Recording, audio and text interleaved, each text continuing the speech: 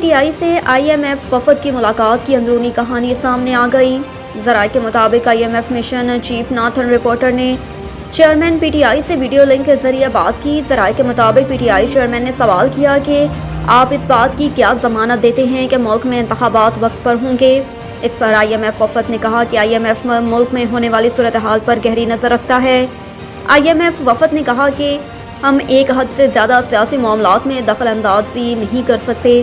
آئی M F وفد کا کہنا تھا کہ ایگزیکٹو بورڈ کا پاکستان کے سیاسی معاملات سے متعلق موقف کیا ہوگا اس کی پیشگوئی نہیں کر سکتے، تاہم ایگزیکٹو بورڈ کے ڈائریکٹرز اپنی میٹنگ میں اپنا نقطہ نظر رکھیں گے۔ ایگزیکٹو بورڈ ممبران اپنی رائے دینے میں آزاد ہیں اور I M F staff report میں ان کا موقف شامل کر دیا جائے گا۔ وفد نے مزید کہا کہ آئی ایم ایف کا پروگرام اس طریقے سے ڈیزائن کیا گیا کہ جس میں توقع ہے کہ اقتدار کی منتقلی وقت پر ہوگی۔ امید ہے کہ اس ڈیزائن کے تحت نگران سیٹ اپ آئین کے مطابق اپنی مدت کے دوران وقت پر انتخابات کرا دے گا۔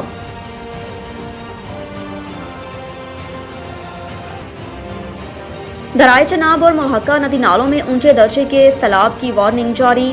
درائے چناب میں ممکنہ سیلاب سے سیالکوٹ، گجرات اور وزیر آباد کے علاقے متاثر ہو سکتے ہیں۔ منڈی بہاؤالدین اور حافظ آباد کے علاقے بھی ممکنہ سیلاب سے متاثر ہو سکتے ہیں۔ کمشنر گجرانوالہ کا کہنا ہے کہ صورتحال کو مانیٹر کرنے کے لیے کمشنر دفتر میں ریجنل کنٹرول روم قائم کیا گیا۔ دریائے چناب سے ملحقہ علاقوں میں فیلڈ ریلیف کیمپ لگا دیے گئے۔ کمشنر کے مطابق field relief camp Sialkot, Gujarat اور وزیر آباد میں لگائے گئے۔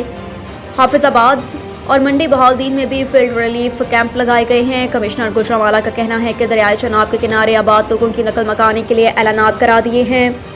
گجرانوالہ ریجن میں ریسکیو اور دوسرے متعلقہ محکموں کی چھٹیاں بھی منسوخ کر دی گئی ہیں۔ وزیر اعظم کہتے ہیں پاکستان خطے میں تناؤ نہیں، امن اور خوشحالی کا فروغ چاہتا ہے۔ پاکستان اور سوئٹزرلینڈ کے درمیان قدرتی آفات سے نمٹنے کے لیے تعاون کی مفاہمتی یادداشت پر دستخط کی تقریب سے خطاب کرتے ہوئے وزیر اعظم شہباز شریف نے کہا کہ دوست ملک سوئٹزرلینڈ کے وزیر خارجہ کو خوش آمدید کہتے ہیں۔ سوئس وزیر خارجہ سے مفید اور تعمیری بات چیت ہوئی۔ وزیر اعظم نے کہا کہ سوئس وزیر خارجہ سے مختلف شعبوں میں تعاون بڑھانے پر بات ہوئی۔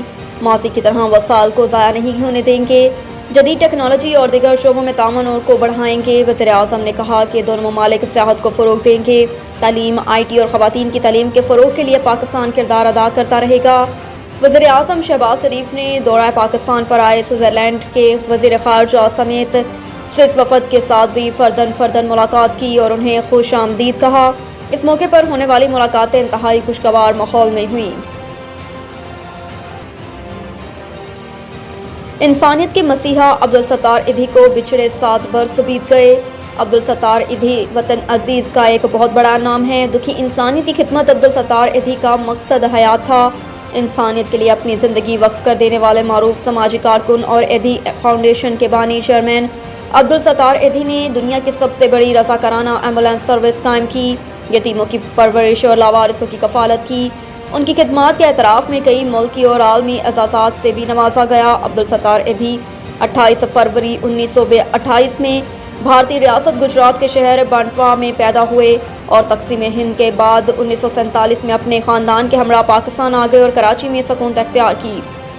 ایدھی نے اپنی زندگی کے 65 برس دکھی انسانیت کی خدمت میں گزارے، جس کا آغاز انہوں نے 1951 میں ایک ڈسپینسری قائم کر کے کیا۔